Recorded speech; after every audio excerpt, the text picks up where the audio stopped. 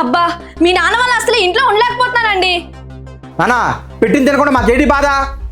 అన్నం పాడైపోయిందిరా, వాసన వస్తుంది.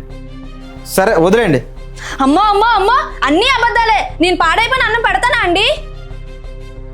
పర్వాలేదమ్మా, తినేస్తానులే.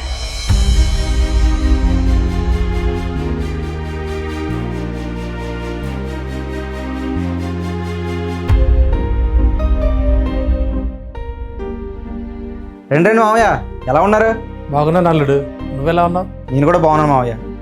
బావగారు ఎలా ఉన్నారు? బాగున్నానండి. అవును, నా కూతురేది? పక్కింటి ఆంటీతో బయటికి వెళ్ళింది మావయ్య.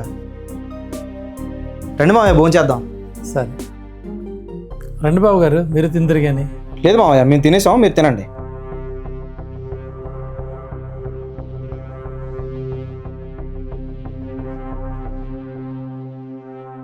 నాన్నా ఎప్పుడు వచ్చారు?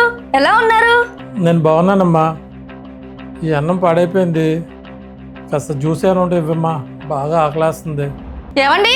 ఏంటి? మా నాన్నకి పాడైపోయిన అన్నం పెట్టారేంటి? బిర్యానీ చేశాను కదా. అది మనకు కదే. ఏంటండి అలా అంటారు? మా నాన్న మనిషి కాదా? మరి మా నాన్న మనిషి కాదా? రోజు వంట వండుతావు, అతను మాత్రం పాడైపోయిన అన్నమే పడుతున్నావు.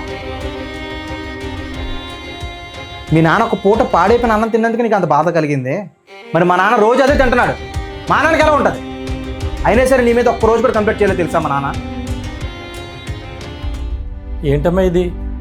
ఆయన కూడా నీకు తండ్రి లాంటి వాడే కదా, ఇలా చేయడం తప్పు కదా? మా నాన్న బాధ మీకు తెలియలేని అలా చేశాను మావయ్య, నన్ను తప్పుగా అనుకోకండి. ఈ ప్రపంచంలో ఎవడెంత కష్టపడినా తిండి కోసమే, అదే సరిగ్గా లేకపోతే ఎలా? ఎప్పటికైనా మారు. మనకు జీవితం ఇచ్చిన తల్లిదండ్రులకు చివరి వరకు కావాల్సింది ఆస్తులు కాదు, ప్రేమతో మాట్లాడే ఒక మాట, గౌరవంతో పెట్టే ఒక ముద్ద అన్నం మాత్రమే.